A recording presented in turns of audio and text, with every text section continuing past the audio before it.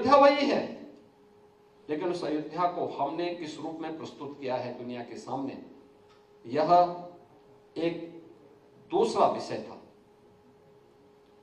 अब अयोध्या के बारे में हमें कुछ और भी करना है, क्योंकि 5 अगस्त 2020 को प्रधानमंत्री जी के कर कमलों से अयोध्या में राम जन्मभूमि पे भव्य राम मंदिर निर्माण की कार्रवाई का कार्य प्रारंभ हो चुका था। राम मंदिर निर्माण का यह कार्यक्रम हमने देखा है हर वर्ष किस रूप में अयोध्या में श्रद्धालुओं और पर्यटकों की संख्या बढ़ी। प्रवीण जी ने अपने प्रारंभिक प्रस्ताविकी में इस बात का उल्लेख भी किया, कैसे संख्या बढ़ती गई।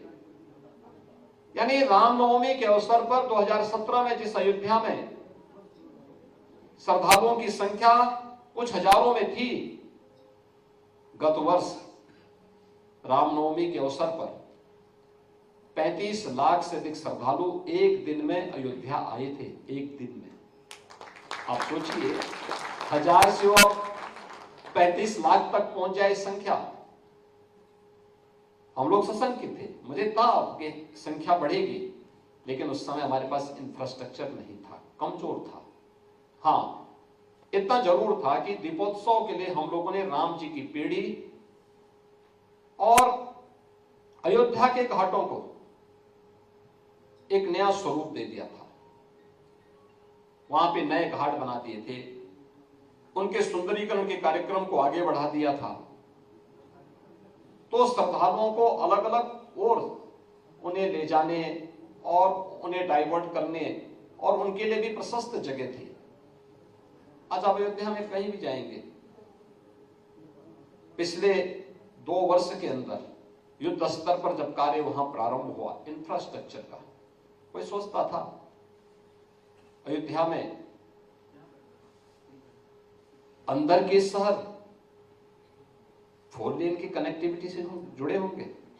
धर्मपथ हो, रामपथ हो, भक्ति पथ हो या जन्मभूमि पथ, इन 4 पथों को आप जाके देखिए। यानी ये सभी एक नई अयोध्या का दर्शन हम सबको कराते हैं।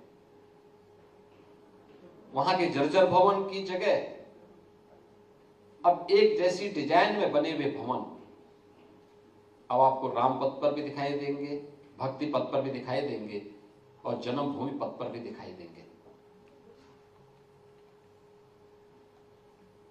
अयोध्या रेलवे लाइन की, यानी मीटर गेज से ब्रॉड गेज और ब्रॉड गेज से डबल लाइन के साथ जुड़ जाए, यह भी संभव हो गया है। और अयोध्या में इंटरनेशनल एयरपोर्ट का निर्माण हो, यह भी हुआ है। प्रधानमंत्री जी ने इन सभी कार्यों का लोकार्पण अभी 30 दिसंबर को संपन्न किया है। नई नई कनेक्टिविटी बढ़ती जा रही है। 30 दिसंबर के बाद लगातार अलग अलग डेस्टिनेशन के लिए अयोध्या की कनेक्टिविटी बढ़ती जा रही है। कल भी अयोध्या की एक नई वायु सेवा हम प्रारंभ करने जा रहे हैं। यानी अयोध्या अंतर्राष्ट्रीय उड़ान भरने की तैयारी में अब हम सबके सामने है। ऐसा नहीं कि अयोध्या का एयरपोर्ट अचानक बन गया। हमारे पास जो पुरानी एयर स्ट्रिप थी वो मात्र 167 एकड़ में थी। कोई इंटरनेशनल एयरपोर्ट नहीं बन सकता था।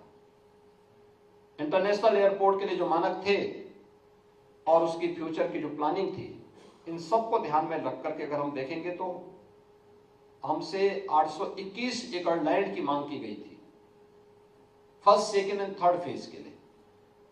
अभी फर्स्ट फेज का काम संपन्न हुआ है, लेकिन हमने 821 एकड़ land airport authority of India को उपलब्ध करा दी है कि आप फर्स्ट ने सेकेंड थर्ड सब एक साथ करिए, लेकिन हम आपको लैंड उपलब्ध करा रहे हैं। और आज सारी औपचारिकताएं पूरी कर चुके हैं।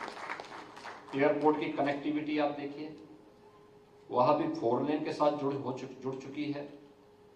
अयोध्या की कनेक्टिविटी प्रदेश के अंदर कहीं से भी, अयोध्या की लखनऊ से, अयोध्या की प्रयागराज से, अयोध्या की वाराणसी से, अयोध्या की गोरखपुर से, ये जितनी कनेक्टिविटी है सब भी फोर लेन के साथ जुड़ चुकी है।